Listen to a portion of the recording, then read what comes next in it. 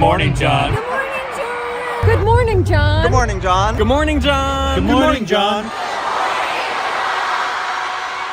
Good morning, John. It is VidCon 2025, and yesterday I found out that one of my favorite YouTube's musicians' dad is 1 year older than you. I'm sorry that I had to tell you that. Also, I was inducted into the VidCon Hall of Fame along with all the folks who said good morning to you at the beginning of this video, so that was very cool to get to hang out with a bunch of my old school YouTube friends. One thing that always comes along with VidCon is being asked questions about online video and the world by people, which I guess I've gotten pretty used to, but you never know what they're gonna ask, and you just have to say stuff and hope that the stuff that you say is pretty good. But I got a question yesterday from somebody, some press outlet, I can't remember who. They asked something like, what's the biggest misconception about online video? And I said, everyone thinks this is a business, but actually it is a craft. And of course there are businesses around craft, but what I do as a YouTuber, not as a person who runs Complexly or DFTBA or Good Store, but as a YouTuber, what I do is a craft. I have been open about the extent to which I hate the word influencer because that is a word that was created by the advertising industry to apply to us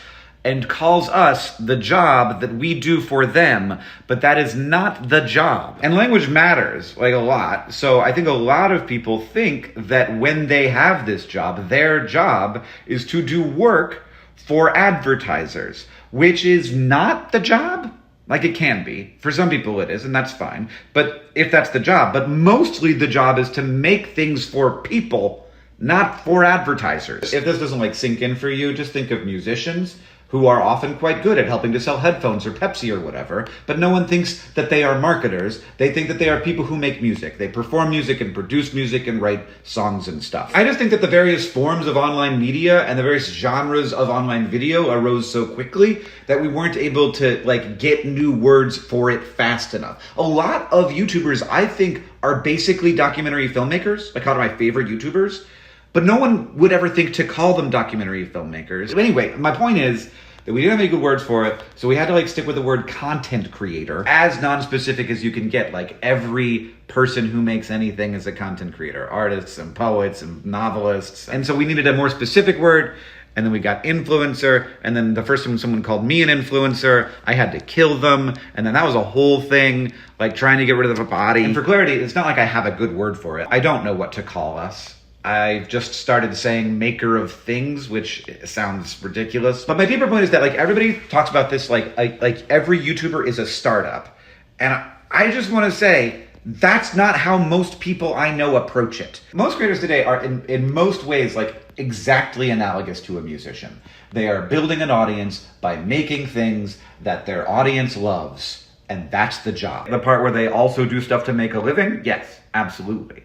But a musician goes on tour or sells merch or does a brand deal, that doesn't make them a tourer or a merch seller or an influencer. The thing they do is making music. They're musicians. And in the same way that most people who learn to play the guitar don't become professional musicians, most people who learn how to make videos don't become professional creators. But it is still good to learn to play the guitar. It still feels good.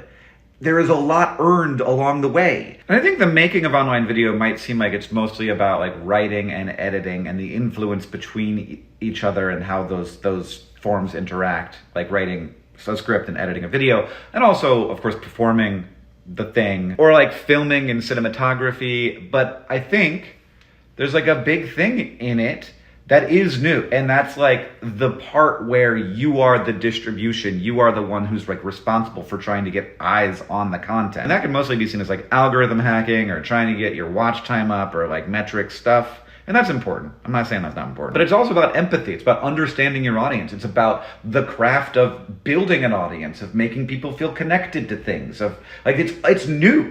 That stuff's new. That stuff doesn't fit into any existing craft. Though again, I think that musicians are basically the best analog here. But the point is that there's a ton of different skills that are all coming together to help create and build things. And that thing isn't just a YouTube video. That thing is a whole YouTube channel or a whole person. The thing that we do, the thing that we are. And I think that having that understanding is actually super important. And it was always going to take a long time before it was seen as an actual craft. But I think we're getting there. I think people are getting it. And I am very lucky to have had years of apprenticeship where I didn't actually have to be that good at anything, so that eventually I would have the skills necessary to do it well. And that's what the early era of YouTube was like. You didn't have to be that good to get attention. And so there were a lot of people who were able to build up that skill, build up that craft, and kind of create that craft from scratch. And I'm also very lucky to have had a brother who has always helped me turn the skills that I'm developing toward leaving the world better than I found it. And I just at this moment feel very happy to have done the work. John, I'll see you on Tuesday.